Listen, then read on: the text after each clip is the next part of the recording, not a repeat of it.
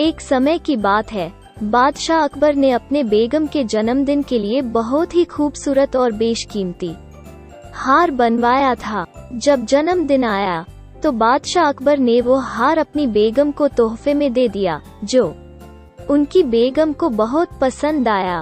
अगली रात बेगम साहिबा ने वो हार गले से उतारकर एक संदूक में रख दिया। जब इस बात को कई दिन गुजर गए तो एक दिन बेगम साहिबा ने हार पहनने के लिए संदूक खोला, लेकिन हार कहीं नहीं मिला। इससे वो बहुत उदास हो गईं और इस बारे में बादशाह अकबर को बताया। इस बारे में पता चलते ही बादशाह अकबर ने अपने सैनिकों को हार ढूंढने का आदेश दिया, लेकिन हार कहीं नहीं मिला। इससे अकबर को यकीन हो गया कि बेगम का हार चोरी हो गया है। फिर अकबर ने बीरबल को महल में आने के लिए बुलावा भेजा।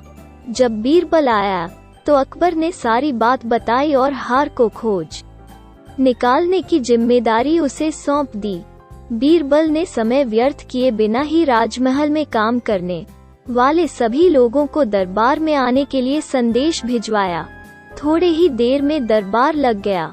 दरबार में अकबर और बेगम सहित सभी काम करने वाले हाजिर थे, लेकिन बीरबल दरबार में नहीं था।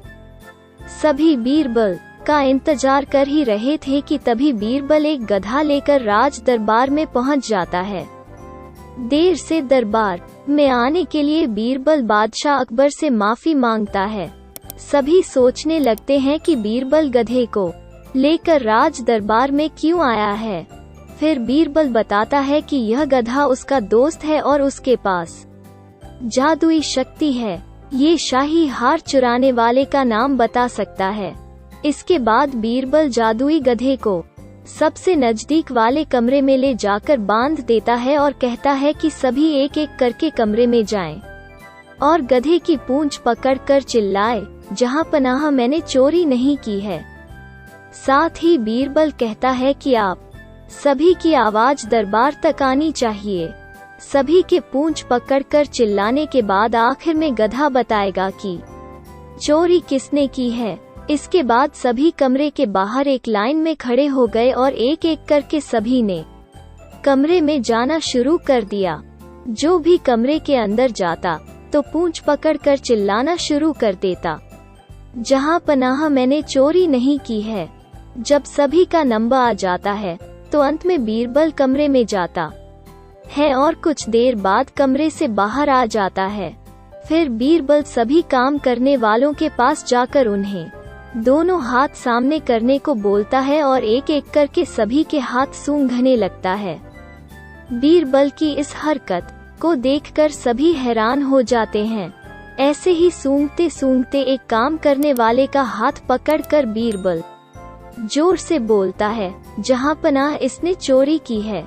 ये सुनकर अकबर बीरबल से कहते हैं, तुम इतने यकीन के साथ कैसे कह सकते हो कि चोरी इस सेवक ने ही की है?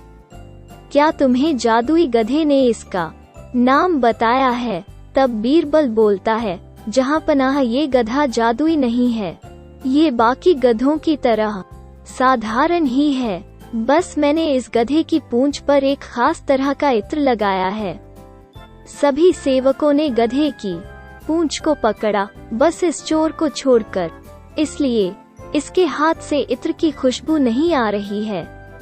फिर चोर को पकड़ लिया गया और उससे चोरी के सभी सामान के साथ ही बेगम का हार भी बरामद कर लिया गया। बीरबल की इस अक्लमंदी की सभी ने सराहना की और बेगम ने खुश होकर बादशाह अकबर से उसे उपहार भी दिलवाया। हमें इस कहानी से ये सीख मिलती है कि बुरे काम को कितना भी छुपाने की कोशिश करो, एक दिन सबको पता चल ही जाता है। इसलिए बुरे काम नहीं करने चाहिए। वीडियो देखने के लिए धन्यवाद। प्लीज हमारे चैनल को सब्सक्राइब कीजिए, प्लीज।